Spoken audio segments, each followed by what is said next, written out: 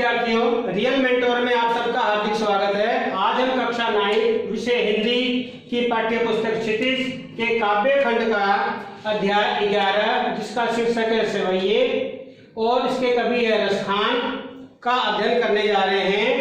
रसखान का मूल नाम सैयद इब्राहिम था। रसखान इनका उपनाम है।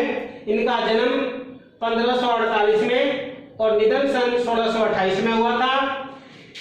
इन सवैयों में कवि ने श्री कृष्ण और गोपियों की मनोदशा का वर्णन किया गया है। ये जो चौथा सवैया है, इसमें कवि ने श्री कृष्ण की मुरली की मधुर तान और उसकी मधुर मुस्कान तथा गोपियों की जो मन स्थिति है उसका वर्णन इस सवैये में किया है।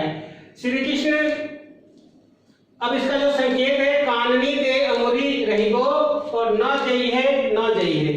तो इसका जो भावार्थ है कि श्री कृष्ण की मुरली तथा उसकी मधुर मुस्कान पर आसक्त कोई गोपी अपनी सखी से कहती है कि जब श्री कृष्ण मंद मंद मधुर स्वर में मुरली बजाएंगे, यानी जब श्री कृष्ण अपनी मधुर तान में मुरली बजाएंगे तो मैं अपने कानों में उंगली डाल दूंगी।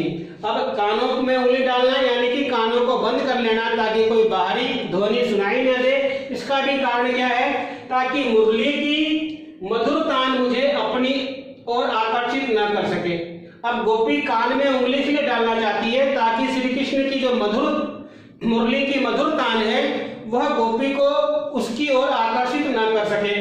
आगे कहती है कि यदि श्री कृष्ण ऊंची अटारी पर चढ़कर मुरली की मधुर तान छोड़ते हुए गोधन यानी कि ब्रज प्रदेश में गाया जाने वाला एक कोई लोकगीत है, तो यदि श्री कृष्ण ऊंची अटारी पर, ऊंचे महल पर भी चढ़कर मुरली की मधुर तान छोड़ते हुए गोधन यानी कि ब्रज में गाया जाने वाला लोकगीत गाने लगे तो गाते रहे, परंतु मुझ पर उसका कोई असर नहीं होगा क्योंकि मैंने अपने कानों में उंगली लगा रखी है, अर्थात अपने कानों को बंद कर रखा है। मैं ब्रज के समस्त लोगों को पुकार पुकार कर कहना चाहती हूँ कि कल मुझे कोई कितना ही समझा ले, चाहे कोई कुछ भी करे या कहे, यदि मैंने श्री कृष्ण की मधुर मुस्कान देख ली तो मैं उसके बस में हो जाऊंगी। अर्थात गोपी कहना चाहती है कि अब यदि मैंने श्री कृष्ण की मधुर मुस्कान देख ली तो मैं उसके बस में हो जाऊंगा, मुझे वहां जाने से कोई नहीं रोक पाएगा, मैं उनके धुन में आकर्षित हो जाऊंगी। इसलिए गोपी सभी लोगों को बार बार चिल्ला कर या आवाज लगा कर कहती है कि बाद में मुझे कोई दोष मत देना, क्योंकि उसके मुख की मुस्कान इतनी मादक है, यानी श्री कृष्ण का जो चेहरा है वो इतना मनमोहक है, मन भावन है, मादक है कि उसके प्रभाव से बच पाना अत्यंत कठिन है। मैं उससे प्राप्त सुख को नहीं संभाल सकूंगी। यानी श्री कृष्ण का की जो मूर्त है वो इतनी मनमोहक और मन को आकर्षित करने वाली है कि जो व्यक्ति एक बार उसको देख लेता है वो उसकी आंखें उस मनमोहक मूर्ति पर, मनमोहक छवि पर आकर्षित हो जाती है और वह उस सुख को से बाहर नहीं निकलना चाहता है। तो अब इसमें कुछ प्रश्न दिए हुए हैं। इसका पहला प्रश्न है, गोपी अपने कानों में उंगली क्यों देना चाहती है? ये इसके भावार्थ में भी आया है कि गोपी श्री कृष्ण की मुरली की मधुर तान न सुन सके, उसके बस में न हो जाए, इसलिए वो अपने कानों में उंगली देना चाहती है, अपने कानों को बंद रखना चाहती है। दूसरा है, संभारी न जइए न जइए। कथन से गोपी ने क्या भाव व्यक्त किया है?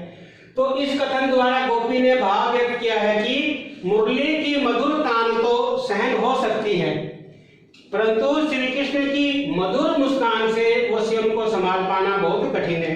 गोपी कहना चाहती है कि जो श्री कृष्ण की मुरली की मधुर तान है उससे तो वो अपने आप को बचा सकती है, लेकिन श्री कृष्ण की जो मधुर मुस्कान है उससे वो अपने आप को नहीं बचा पाएगी। ये कठिन कार्य है। प्रश्न 3 है, गोधन गहे तो गए। इसमें गोधन से क्या आशय है?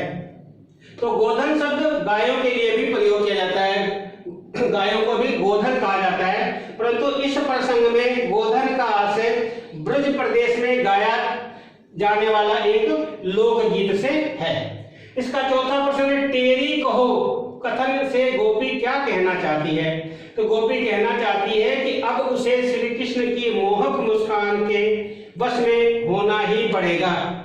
यह बात वह सभी को स्पष्ट रूप से बता देना चाहती है। धन्यवाद।